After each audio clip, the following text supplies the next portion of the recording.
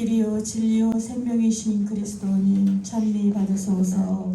길이요 진리요 생명이신 그리스도님 찬미 받으소서. 빛나는 구름 속에서 아버지의 목소리가 들려왔네.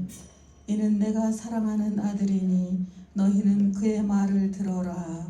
길이요 진리요 생명이신 그리스도님 찬미 받으소서. 주님께서 여러분과 함께 또한 사제의 영과 함께 마르코가 전한 거룩한 복음입니다. 주님 영광 받으소서. 그때 예수님께서 베드로와 야고보와 요한만 따로 데리고 높은 산에 오르셨다. 그리고 그들 앞에서 모습이 변하셨다.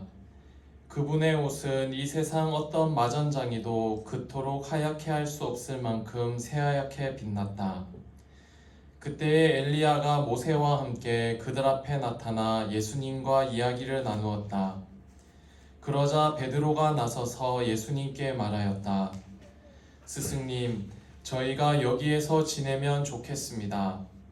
저희가 초막셋을 지어 하나는 스승님께, 하나는 모세께, 또 하나는 엘리야께 드리겠습니다.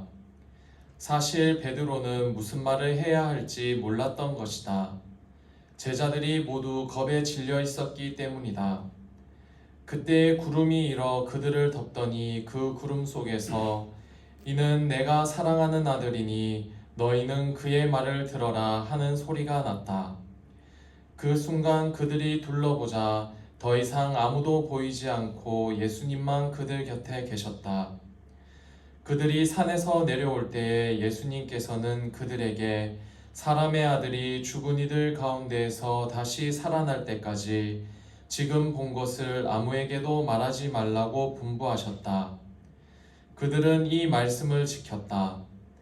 그러나 죽은 이들 가운데에서 다시 살아난다는 것이 무슨 뜻인지를 저희끼리 서로 물어보았다. 주님의 말씀입니다. 그리스도님 찬미합니다. 참 예수님, 우리는 사순절을 지난 주간에 시작했고 우리는 사순절 제2주일입니다. 우리는 하느님의 영광을 누리도록 우리는 모두 부르심을 받은 사람들입니다. 그렇죠? 하느님의 영광 안에 우리가 하나가 되도록 부르심을 받았기에 우리는 먼저 그분의 순환과 죽음과 하나가 되도록 부르심을 받았습니다. 그렇죠? 그분의 순환과 죽음 없이 내가 하느님의 영광에 간다는 그것은 불가능한 일입니다. 우리는 사순절을 시작하면서 우리를 위해서 당신의 죽음의 길을 걸어가시는 예수님과 동행하는 이 길을 시작한 사람들입니다. 그래서 사순절의 초반에 바로 우리가 그분의 순환의 길을 걸어가는 이 초창기에 바로 그분은 영광스러운 모습으로 당신의 모습을, 숨겨진 모습을 보여주셨습니다. 그분은 당신의 모습을 우리에게 드러내시기도 하시는 분이고 그분은 또한 당신의 모습을 우리에게서 감추기도 하시는 분입니다. 우리가 올바른 마음으로 하느님 앞으로 갈 때 그분은 당신의 모습을 감추십니다. 그러나 우리가 올바른 마음으로 당신 앞에 나아가려고 할 때 그분은 당신의 모습을 감추십니다. 신명기에 있듯이 31장에 있듯이 우상을 따르고 그들의 우상을 경배하고 하느님을 저버리면 그분은 당신의 얼굴을 감추어버릴 것이라고 했습니다. 그러나 그 우상을 다 버리고 올바른 마음으로 뉘우치며 그분에게 올바른 마음으로 나아갈 때 그분은 우리에게 당신의 얼굴을, 영광스러운 얼굴을 다시 우리에게 드러내 보여주시는 분입니다. 그분은 바로 어쩔 수 없이 힘이 약해서 순환과 죽음을 겪는 분이 아니라 당신 스스로 당신의 목숨을 하느님 아버지께 바치시는 그러한 분이십니다. 그래서 그분은 오늘 이 당신의 변모를 통하여 당신의 참모습이 누구인지를 우리에게 보여줍니다.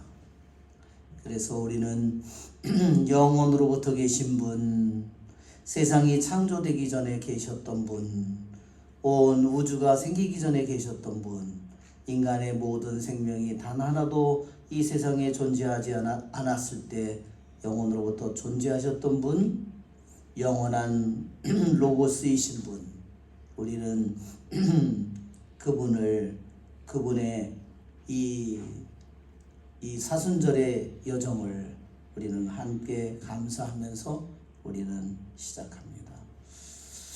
오늘 그분은 우리들에게 영원으로부터 계신 당신의 빛과 영광을 변모를 통해서 보여주십니다. 한번 볼까요? 우리 변모 타볼산에라고 되어 있는지 뭐라고 되어 있는지 모르겠습니다. 타볼산이라고 되어 있나? 변성룡이라고 되어 있는 것 같아요. 변성룡. 예. 우리 이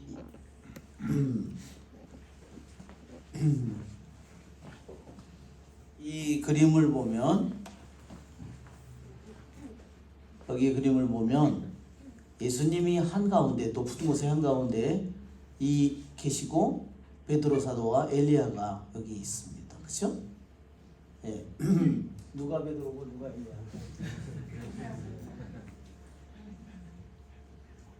다시 좀 내려봐야 돼요.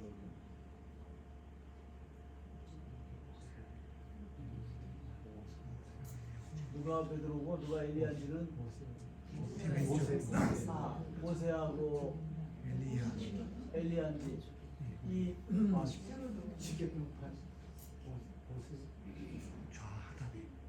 어떤 좌우지간 둘 중에 하나가 모세고 하나는 엘리야예요. 왜 모세하고 엘리야인지 아시죠? 그리고 밑에는 세 명이죠? 위에도 셋, 아래도 셋입니다. 구약의 대표적인 성인 둘하고 예수님, 영원으로부터 계신 예수님. 그 다음에 여기는 예수님의 핵심 제자 3명. 그죠? 정말 그림을 보면 정말 이 코는 정말 너무, 다음 그림을 넘어가 보겠습니다.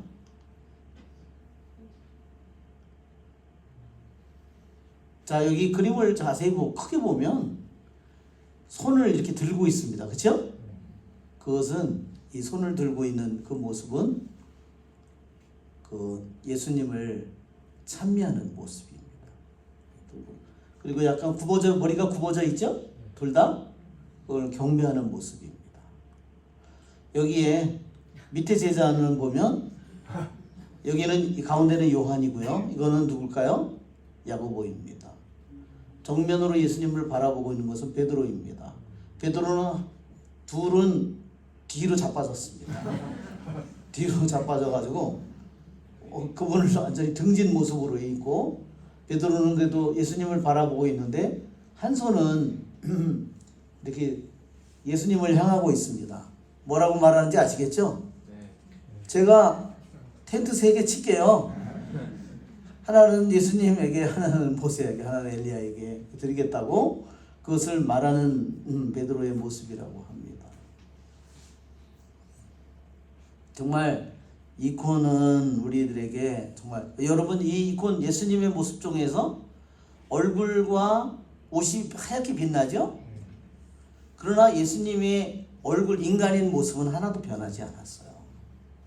예수님의 인간인 모습 자체가 변한 게 아닙니다. 그 안에 숨겨져 있는 신성의 빛이 비치는 겁니다. 그러니까 그것은 본래 당신의 빛이에요. 당신이 쇼를 하기 위해서 하는 것이 아니라 본래 영혼으로부터 계신 빛이고, 이 빛을 그래서 우리가 뭐라고 부르냐면 무슨 빛이라고 부른다고요? 창조되지 않는 빛. 우리들이 이 세상에서 모든 전기불이든 무슨 불이든 태양이든 달, 별 모든 것은 창조된 빛이지만 주님만은 창조되지 않은 빛이에요. 우리들이 한번 빛 하나만을 생각해 보더라도 창조되지 않은 빛이다. 그 빛에서 모든 생명이 나왔고 모든 우주가 나왔다는 것을 생각하면 여러분 이 창조되지 않는 빛을 생각하는 것만으로도 묵상을 하는 것만으로도 한다 하더라도 영원히 이 묵상을 다 마칠 수 없을 겁니다. 그렇죠? 왜? 이 창조되지 않는 빛에서 모든 것이 나오기 때문입니다.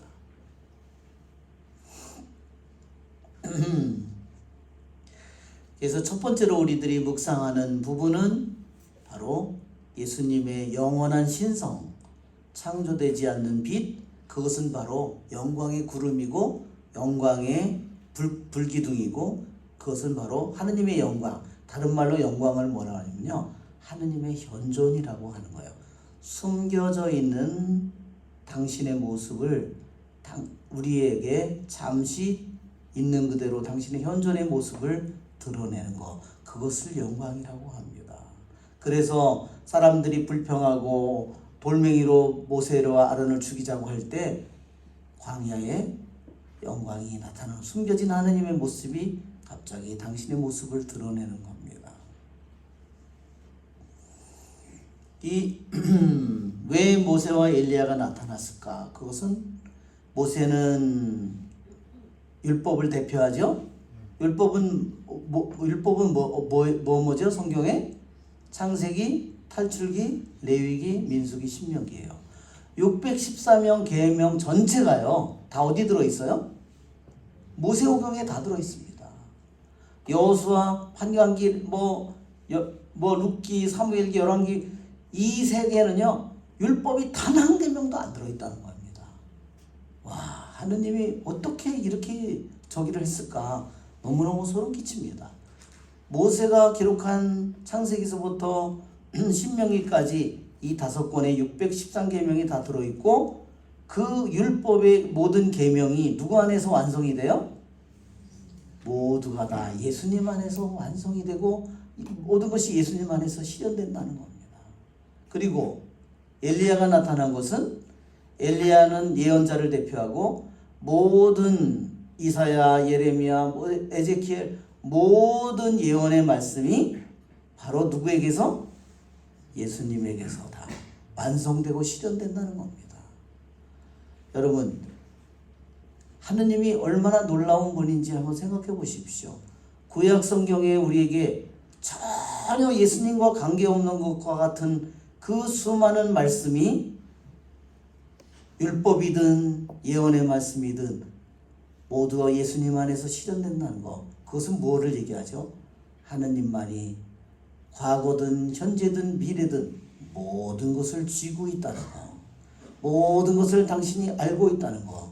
모든 것을 인간이 하느님에게 죄를 짓고 하느님에게 반항을 하더라도 반역을 저지른다 하더라도 하느님은 당신 뜻대로 당신의 모든 것을 알고 계시며 당신의 주권대로 당신의 계획대로 모든 것을 이루신다는 것을 우리에게 보여줍니다.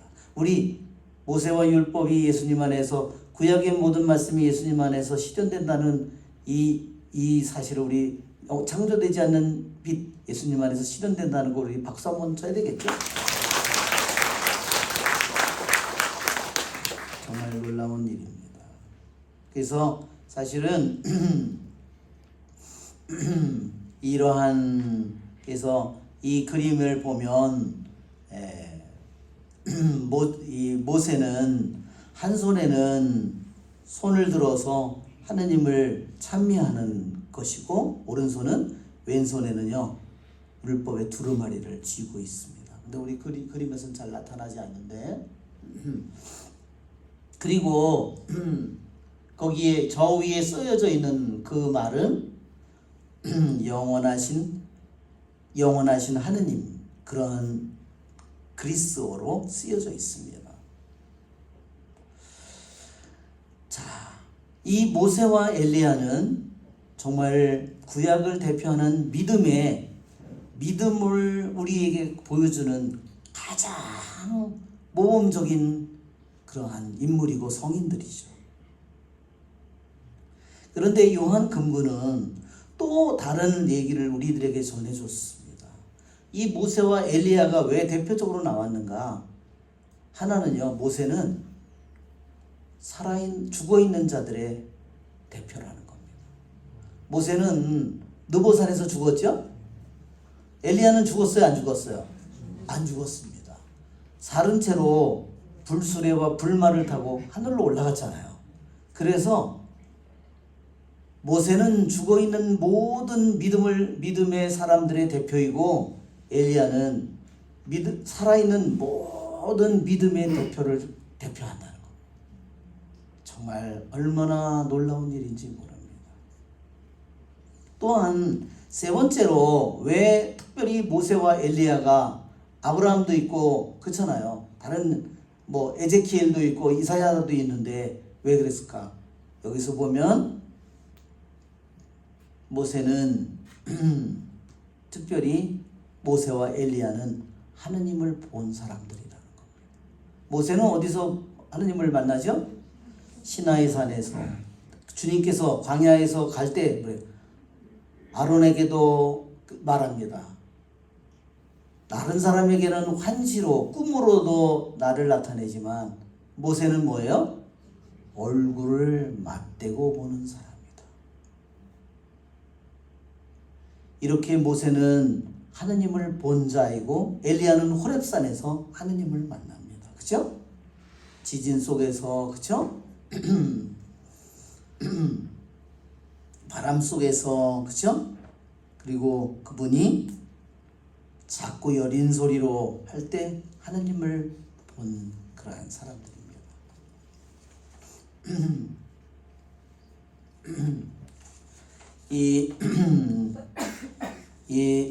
또한 구약을 대표하는 두 믿음의 대표라면 신약은 12사도 중에서 3명이 베드로, 야고보, 요한이 신약의 믿음을 대표하는 사람들입니다.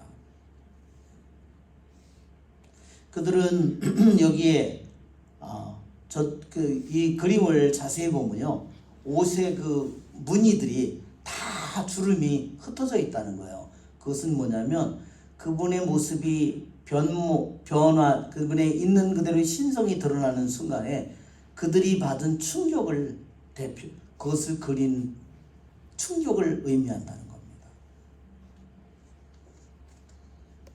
정말 하느님 앞에 먼지만도 못한 자신들의 존재가 드러나는 순간입니다. 그것이 뒤로 쓰러지고 엎어지고 자빠지고 있는, 무릎을 꿇고 있는 그들의 모습 속에서 드러나게 됩니다.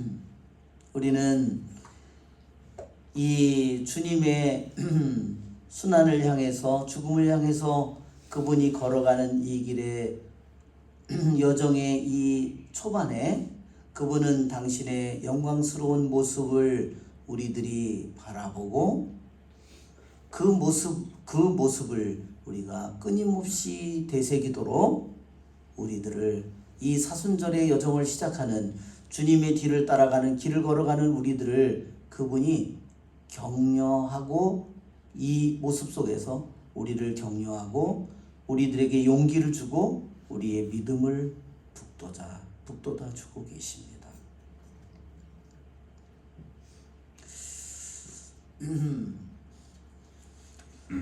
또한 우리 일독서에는 아브라함이 하나님께 자신의 사랑하는 외아들을 봉헌하죠. 한번 그림을 볼까요? 이 그림 다 그냥 지나가면서, 그 다음에 우리 타벌산에 우리 가면 이 성당이, 저희 지난번에 갔을 때 성당을 갔었습니다. 올라가는 길이요 이렇게 돼 있습니다. 경사가 심하기 때문에요, 이렇게 차를 타고, 작은 차를 타고 이렇게 못 올라갑니다. 차가 너무 이게 경사가 가파르기 때문에. 그래서 이렇게 해서 하는데 그 무슨 산이죠?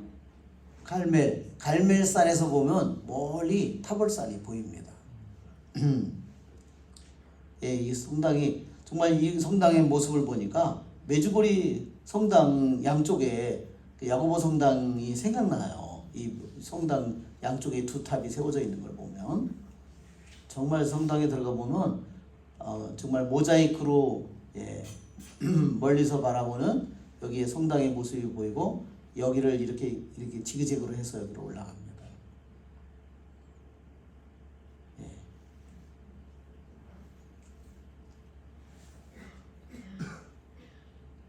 그림이 뭐 커릿해진 그림이 너무 많아요. 네. 예, 여기 뒤로 자빠진 사도가 보이죠? 네. 예, 여기는 창조되지 않는 빛이 이 그림에서는 훨씬 더 강조되어 나타납니다. 그렇죠? 창조되지 않는 빛.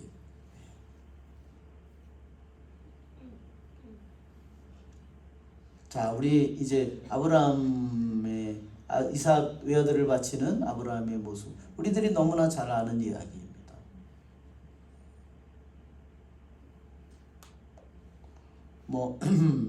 자, 이것은 우리가 너무나 잘 아는 이야기이기 때문에 설명을 하지 않겠습니다. 아브라함이 칼을 들고, 그렇죠? 여기에 아들에게 장작을 매게 하고 아브라함이 향로를 들고 불을 해서 들고 가고 있는 그런 그림입니다. 며칠을 걸어갔다고 그랬죠? 3일을 걸어갔다고 했습니다. 예, 그래서 장작 돌멩이 제단을 쌓고 그리고 나무 장작을 올려놓고 그리고 아들을 묶었습니다. 유대인들은 이거를 묶는 것을 아케다라고 부릅니다. 그것은 사랑하는 외아들을 묶어야 되는 겁니다. 우리들이 묶지 못하면 어떻게 되죠? 내가 묶이게 됩니다. 내가 가장 사랑하는 것에 내가 묶이면, 그렇죠? 내가 사랑하는 것에 거꾸로 내가 묶여버리게 됩니다. 하느님을 사랑하는 사람에게는 자기가 가장 사랑하는 것을 묶는 것이 너무너무나 중요한 일입니다. 그래서 하느님을 사랑하는 사람에게는 하느님 말고 더 사랑하는 게 있으면 안 되죠. 그렇죠? 하느님 말고 더 사랑하는 게 있다면 그는 아직 하느님을 사랑할 줄을 모르는 겁니다. 그는 모든 것인 하느님을 아직 알지 못하는 겁니다. 그는 우상을 숭배하고 있는 겁니다.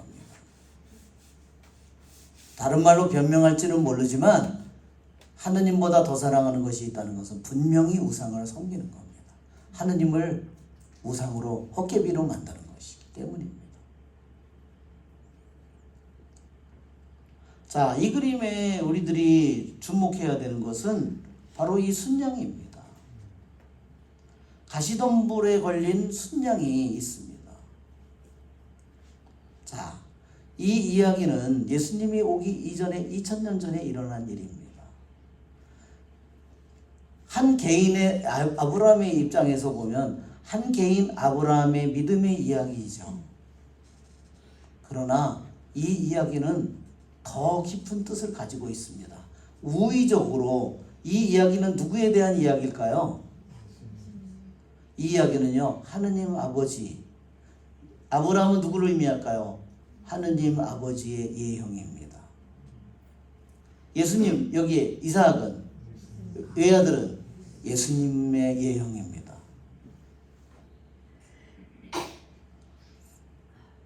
여기에 가시덤불에 걸린 순양, 누구의 예형일까요?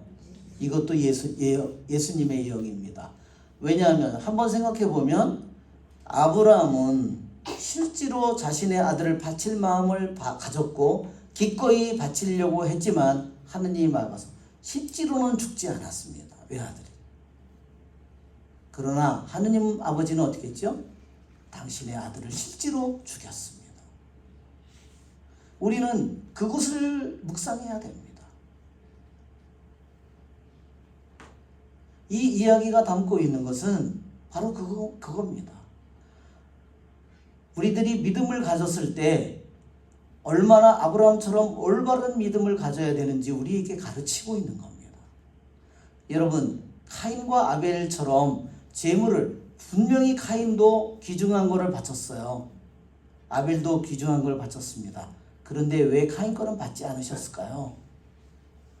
카인 거는 온전한 제물이 아닙니다. 모든 것을 바치는 제물이 아닙니다. 첫째가는 사랑이 아닙니다.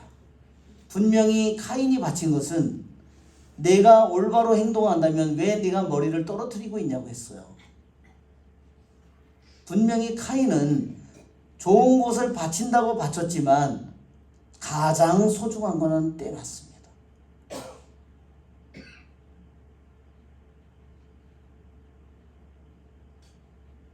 저는 여러 자녀를 둔 부모가 이 아들은 공부를 잘하니까 법대에 보내고, 이 아들은 공부를 잘하니까 의대에 보내고, 이 아들은 공부도 못하니까 신학교나 보내야 되겠다. 여러분, 하느님이 그런 마음을 받을까요? 그 하느님이 기뻐하는 제물이 될까요?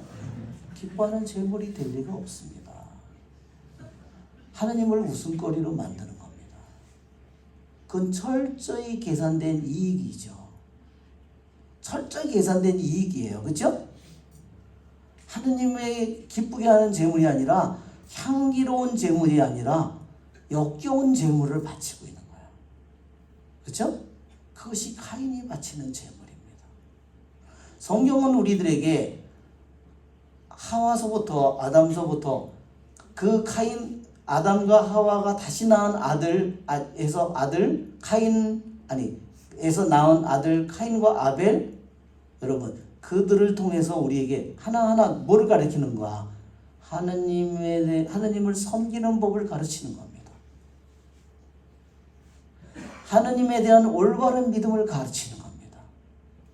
내가 하와나 아담을 통해서, 카인과 아벨을 통해서 내가 올바른 믿음을 배우지 못한다면, 창세기 1장, 2장, 3장, 4장에 나오는 이야기잖아요. 하와 얘기가 어디 나와요?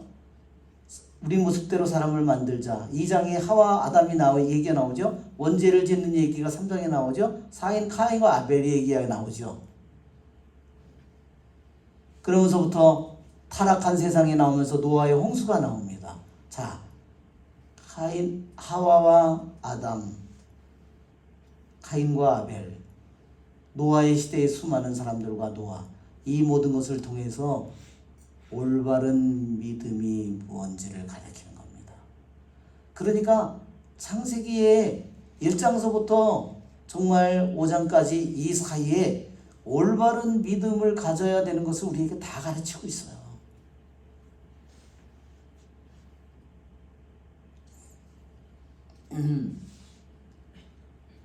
자, 하느님 아버지께서는 아브라함의 올바른 믿음을 받지만, 이 이야기는 아브라함 한 개인의 온전한 믿음도 얘기하지만, 하느님 아버지께서 당신 아들을, 아브라함에게는 그 아들을 죽이지 못하게 했지만 하느님 아버지는 당신의 아들을 바쳤습니다. 죽여서 바쳤습니다. 우리가 묵상해야 될 것은 바로 그것입니다. 오늘 이 독서의 말씀을 생각해 보십시오. 하느님께서 당신의 친아드님마저 아끼지 않으시고 모두를 위하여 내어주신 분께서 어찌 그 아드님과 함께 모든 것을 우리에게 베풀어 주지 않으시겠습니까? 여러분, 아브라함이 자신의 아들을 바쳤을 때 하느님께서 이렇게 말합니다. 너의 외아들까지 아끼지 않았으니 나는 너에게 한껏 복을 내리고 내 후손이 하늘의 별처럼 바다의 모래처럼 한껏 번성하게 해주겠다. 여러분, 한 인간이 자신의 외아들을 아끼지 않고 봉헌했을 때도 하느님께서 아끼지 않고 복을 내리고 그 후손을 축복해주고 후손이 원수의 성문을 차지할 거라고 했어요. 하느님 아버지께서 당신의 아들을 내주셨을 때 얼마나 많은 축복이 내릴까? 우리는 그것을 묵상해야 한다는 겁니다. 아브라함의 온전한 믿음도 우리들이 반드시 본받고 따라가야 될 믿음이지만 하느님 아버지께서 당신의 아들을 바치는 이 사랑이 얼마나 놀라운 은총이요 축복인지를 우리들이 알아듣도록 바로 하느님께서는 아브라함에게 외아들을 바치라고 말씀하셨습니다. 여러분, 여기에는 아버지 아브라함도 하느님 아버지의 예형이고, 여기에 누워있는 이 아들 이삭도 예수님의 예형이고, 가시덤불에 걸려서 실제로 바쳐지는 순양도 예수님의 예형이고, 또 어디서 바치라고 그랬어요? 모리아 땅으로 가거라. 모리아 땅은요 어디냐면요 예루살렘을 가리키는 말입니다. 모리아 땅. 예. 그 모리아 땅이 바로 왜 모리아냐? 최고급 몰약이 나오는 곳이라고 해서 그것을 모리아 땅이라고 불렀답니다. 바로 영원으로부터 계신 하느님의 아들이 죽어서 바쳐질 자리라. 그 제단의 자리다 하는 겁니다. 모리아 산으로 가거라. 바로 이 산에, 예루살렘의 이 산에 바로 솔로몬 성전이 지어지고 여기에 바로 성전이 세워지는 겁니다. 그러니까 여기에 있는 이 이야기는 예수님이 오기 이전에, 우리로부터 따지면 4,000년 전에 일어난 한 개인의 이야기지만 이 이야기 속에 얼마나 놀라운 신비와 우위가 여기에 담겨져 있는지, 여기에 하느님의 모든 계획이 들어있고 하느님이 우리 인간에게 베풀 모든 사랑과 은총의 계획이 이 안에 다 들어져 있습니다. 왜 가시덤불에 하필이면 걸렸을까요? 인간이 지은 죄의 가시덤불에 예수님이 걸려 있는 겁니다. 자, 하느님께서 선택된 이들을 누가 고발할 수 있겠습니까? 그들을 의롭게 해주신 분은 하느님이십니다. 예, 우리를 의롭게 해주시는 것은 그분의 죽음과 그분의 피를 통해서입니다. 그러기에 우리는 하느님께 감사를 드리지 않을 수 없습니다. 오늘 여기 이 자리에서 오늘 중학생, 고등학생 오늘 복사들이 오늘 짧은 피정을 했습니다.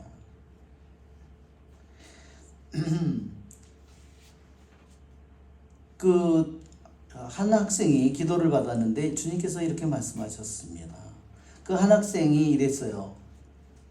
주 하느님, 오늘부터 제가 주님 대전에 설 때, 복사거든요, 주님께 제 마음을 가까이 드리겠습니다. 생각 없이 살아왔던 시간들을 용서해 주시고 이제 나의 생각을 바치겠사오니 보잘것없는 죄인을 불쌍히 보시고 주님께 가까이 이끌어 주소서. 주님께서 이렇게 말씀하셨습니다. 그러면서 나를 바라보고 내 앞에 서 있어라 딸아. 나도 너를 어여삐 바라봐 주리라. 예, 주님께서 우리들이 뭐를 우리들이 바라보는 거 너무나 많죠? 텔레비전, 영화, 뭐 세상에 있는 것들 말한 경치 많이 주님께서 나를 바라보고 그러면 딸아 나도 너를 어여삐 바라봐 주리라. 여러분, 세상에 우리들에게 보여주는 게 얼마나 많습니까? 채널이 100개씩 되고, 그렇죠? 세상에 쾌락은 다 보여주잖아요.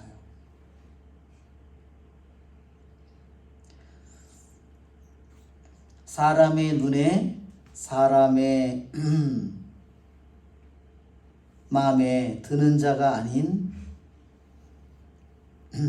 주님 제단에 설 때 그분께서 널 마음에 들어 하시도록 너를 부르신 하느님에 대한 지극한 감사를 간직하도록. 예, 그러니까 사람의 눈에 들려고 사람의 마음에 들려고 하기보다 누구의 마음에 들어 하라는 거예요? 주님의 마음에 들어 하라는 겁니다. 여러분, 우리는 믿음이 없는 사람은 어떻게 살겠어요? 세상의 사람들의 눈에, 윗사람들의 눈에, 있는 사람들의 눈에, 사람들의 마음에 잘 들려고 아주 혈안이 되어 있죠. 손이 아주 닳도록.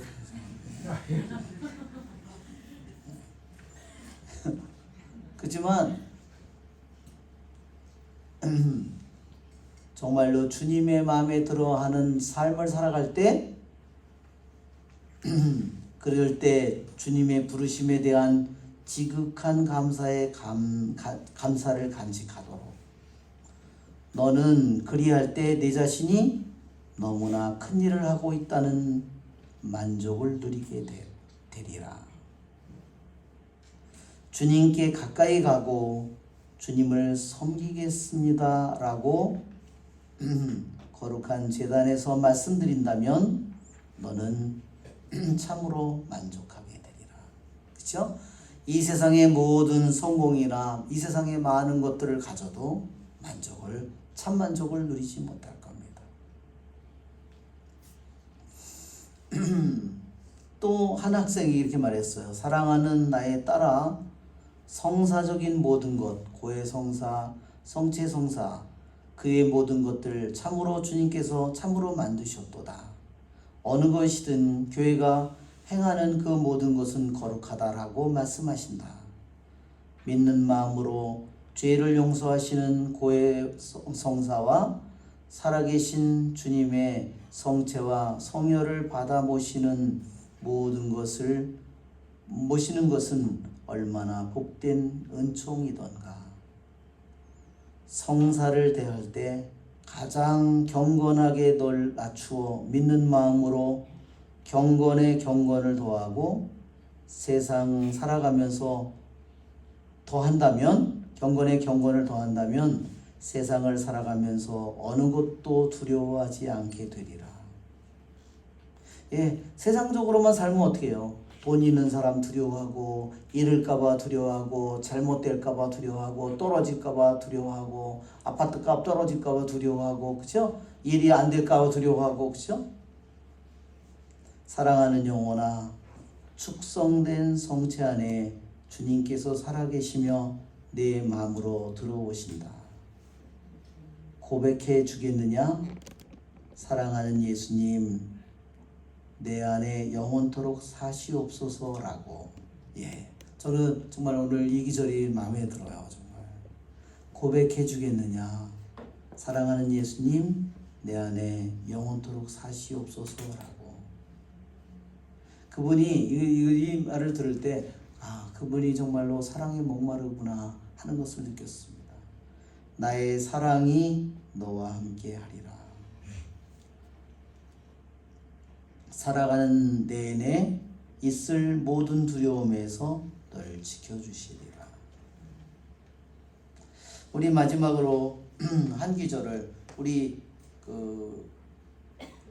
한글 파일에 한번 보겠습니다. 한글 파일에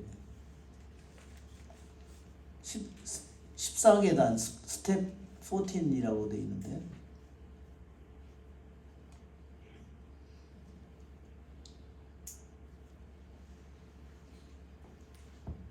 자, 1번을 보면 위로 올라가면요, 자 1번에 이렇게 되어 있습니다. 여기 1번 보면 이렇게 되어 있습니다. 여기는 이 사람이 번역을 안 했어요. 이게 번역을 할 때 자기 멋대로 막 다 빼버리고 아주 저기 한 건 안 했더라고요. 위에서 말한 모든 것에서, 즉 여러 가지 계단이에요. 7제종, 8제종에 대한 계단에 말한 것들에서 우리는 우리들 자신을 계속해서 공격하고 있습니다. 공격하는 사람이 누구냐면요, 다른 사람들이, 내 주위에 있는 사람이 나를 공격하는 게 아니라 내 자신이 나를 공격한다는 겁니다. 뭘로 공격할까요? 가장 내 자신을 많이 공격하는 게 뭐냐? 의장이라는 겁니다. 내가 내 자신을 자해하고 있는 겁니다. 특히 뭘로? 먹는 걸로. 이게 especially so when you speak about the stomach. 위장에 대해서 말할 때 특별히 그렇습니다. 위장에 대해서 말할 때 우리는 특별히 우리들 자신을 위장에 대해서는 다른 모든 부분에서 물론 눈이든 뭐 정신이든 뇌든 귀든 모든 면에서 우리들 자신이 내 자신이 나 자신을 공격하고 있지만 가장 심하게 인간이 자신을 공격하는 부분은 어디냐? 위장이다.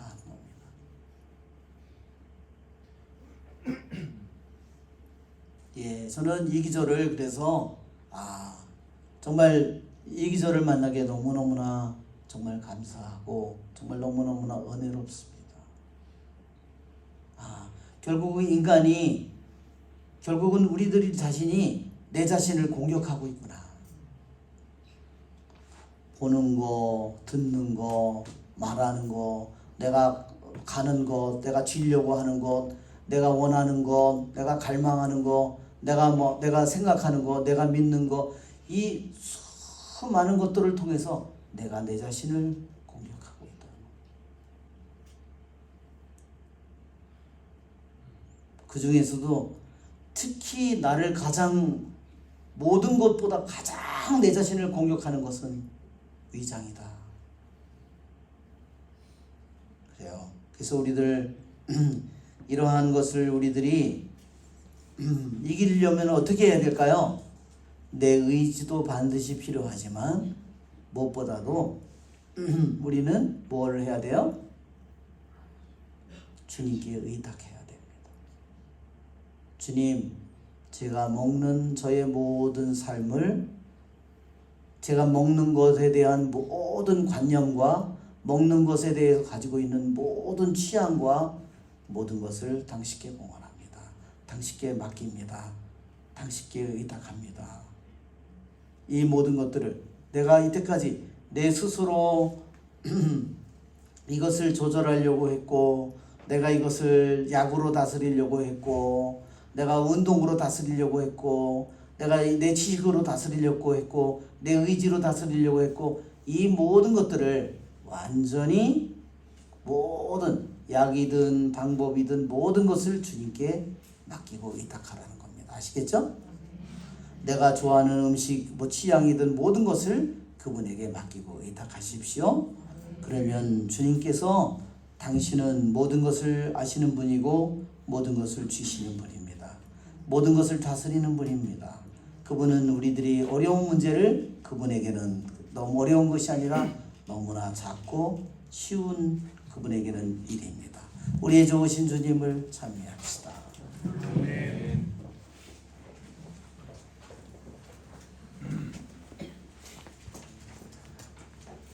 469번입니다.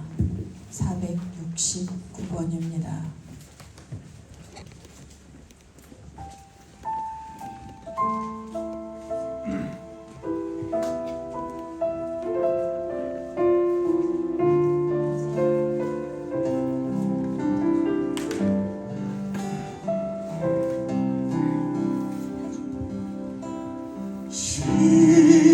십자가의 신비로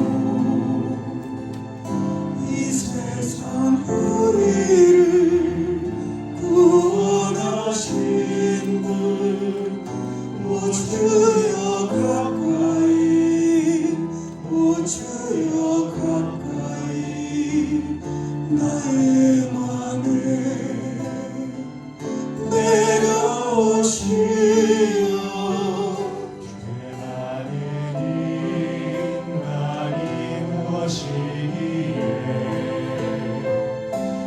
주여 이토록 돌보나이까. 하느님 당신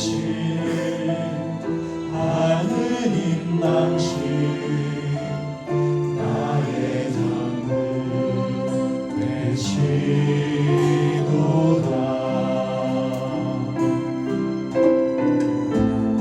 하느님 당신은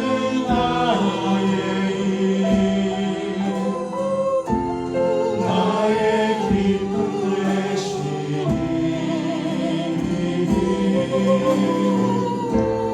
나는 하느님 당신의 복 가장 귀한 도금의 위로 너의 주시여 나의 하느님 당신은 나의 구세주 하느님 당신은 하느님 당신은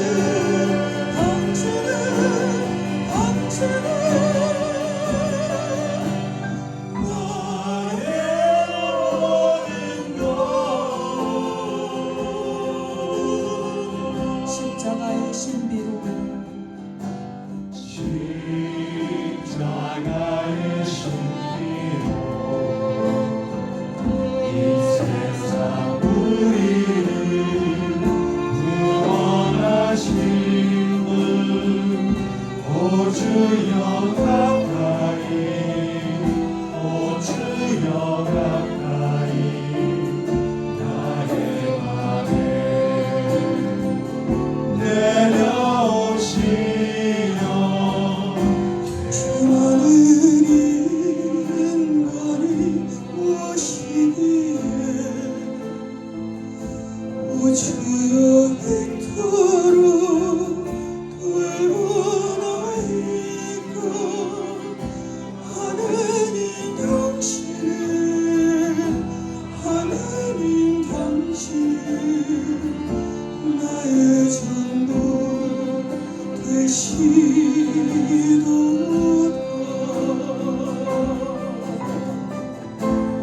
하느님 당신은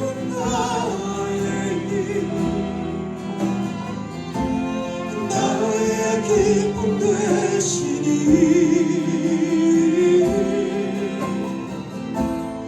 나는 하느님 당신의 복 가장 귀한 도금의 위로 나의 주시여 나의 하느님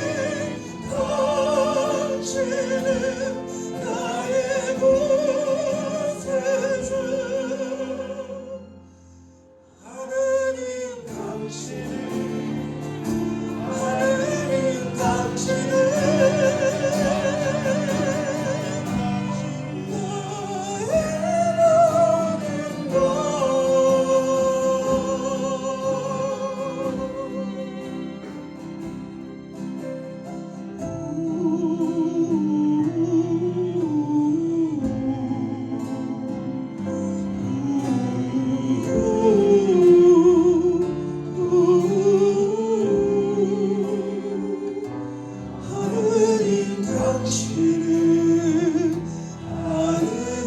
당신은 나의 전부 되시도다.